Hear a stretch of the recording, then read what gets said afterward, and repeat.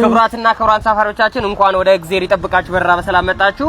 ይሄ እንግዲህ በረራ መስመራችን ኢቲ 47 ብሎክ 46 ላይ እንገኛለን ማለት ነው። እኔ ዋና አብራሪያችሁ ተብዘቅዘቅ መብረኩ ባላለው በላቸው ኢናሶ በረራ መስመር 123 ታታ የተሰኛቸው ፕሌናችን ዛሬ ከኮምቦልቻ መነሻውን አድርገው ወደ ኢራን ይላል። እንደሚታወቀው ደብረ ሲና ላይ እንደደረስን ቆሎና ውሃ መያዛችሁን አትርሱ። ይሄ ከፍታው 25000 ከስክስ የሚባለው በረራውን ነው የምናደርገው።